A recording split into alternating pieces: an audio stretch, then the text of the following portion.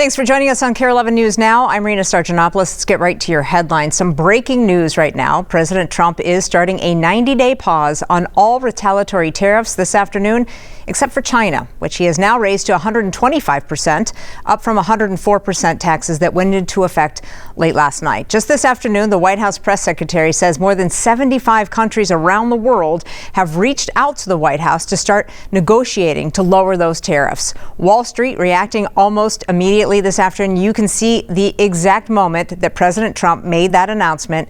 The Dow shot straight up. It comes as the European Union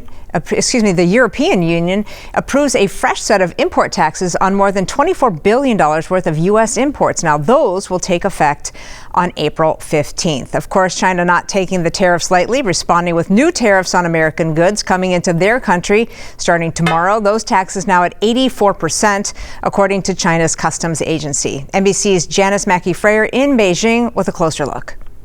China is showing no sign of backing down from an all-out trade war with the U.S. Officials here have announced even more countermeasures. 84% tariffs on U.S. imports, no longer the 34% they announced last week to match the latest round out of the U.S. So the gloves are off. And this is going to impact U.S. farmers, sending goods like soybeans and poultry to China, as well as some energy products. And there's talk of more to come, like a ban on Hollywood films and possibly cutting off talks on fentanyl cooperation. Tariffs on Chinese goods will hike the cost of everything from clothing and shoes to toys and electronics, all the things used in American homes.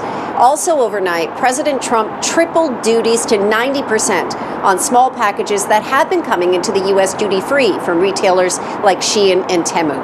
President Trump has said that China wants to make a deal badly, but there's no indication here that Beijing even wants to talk, let alone line up with the dozens of other countries that are now looking to the White House for tariff relief.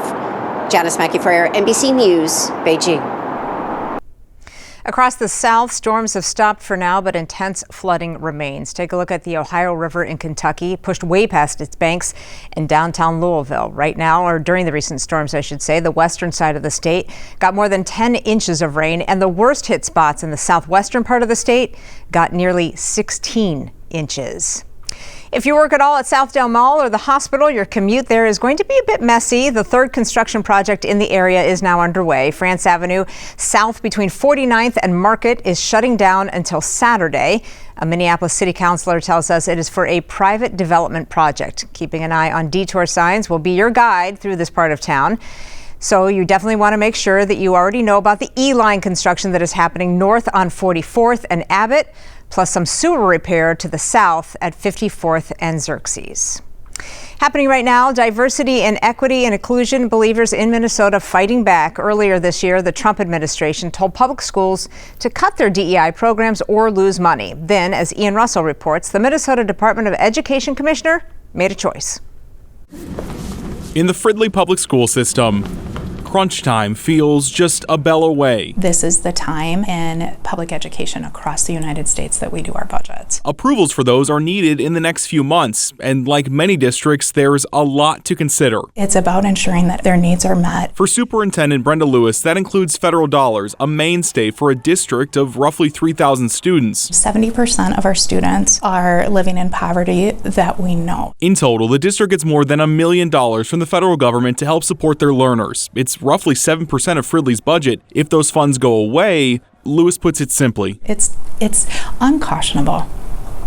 Really it is. And right now, not impossible. The U.S. Department of Education sent this letter out in February outlining that discrimination based on race, color, or national origin is illegal. That letter, written by Acting Assistant Secretary for Civil Rights Craig Traynor, goes on to say that educational institutions have toxically indoctrinated students and that institutions that fail to comply with federal civil rights law may face potential loss of federal funding. I don't think the timing of that letter was not intentional. The U.S. DOE then sent this memo on April 3rd, requiring certification from state or local education agencies that they follow Title VI of the 1964 Civil Rights Act and not use DEI programs to advantage one's race over another. Continued use of those programs would see the elimination of federal funding. I knew in my mind that that letter was coming, but you feel it in your heart when it arrives. Minnesota Department of Education, or MDE Commissioner Willie Jett, sent this letter saying it served as the department's response. Jett says that this looks to change the terms and conditions of federal financial assistance given to MDE without formal administrative process, and that the U.S. Department of Education doesn't have the authority to unilaterally overrule the will of Congress. And I see my students in Fridley Public Schools represented in his points that he made in that letter. Lewis says the state's pushback does give her pause, now unsure if those federal dollars will be around. Does it give me worry as a superintendent? Yes, it does. However, I am far less worried given the board that I have the pleasure of serving, as well as working in the state of Minnesota. I think other states, it's just a different reality.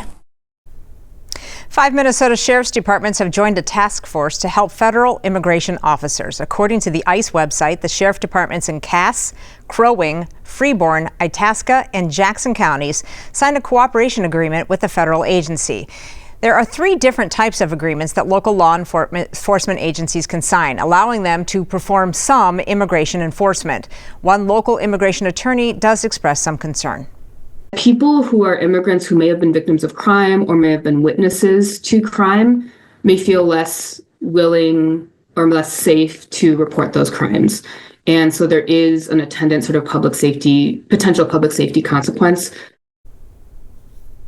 Julia Decker with the Immigrant Law Center of Minnesota says adding these counties to the list doesn't necessarily mean residents will see more immigration activity or more enforcement. She says law enforcement agencies may be taking advantage of new training opportunities that were recently approved by the president's executive order.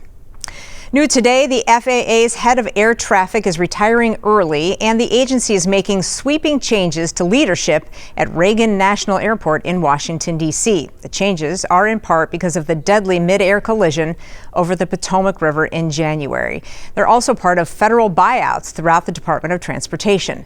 New leadership at Reagan, according to the FAA, will be responsible for reviewing safety data at the airport, preventing incidents and near misses, and training employees to meet national standards. I answered a call, and it was a woman telling me a plane fell out of the sky.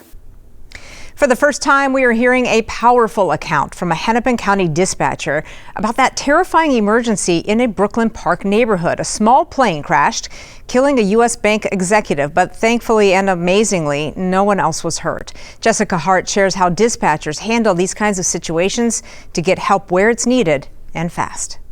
When a plane crashed into this Brooklyn Park home, 911. Jamie Bierling had seconds to react, I actually was the first person to enter a call for the airplane. alerting fire and police. You never know what you're going to get. Alongside her colleague Stephanie McNeil. All of a sudden I hear ringing that just keeps going, so I look over at my phone screen, and at that point we probably had about 18 to 20 911 lines lit up. More calls than people working. You have to triage and prioritize the information that you're getting. 85 calls in 5 minutes is ridiculous. On an average day of 12 hours, I take 85 to over 100, but that's over 12 hours, not 5 minutes. I was usually on the phone with somebody for maybe 15 to 20 seconds if they didn't have any additional information other than the plane hit the house.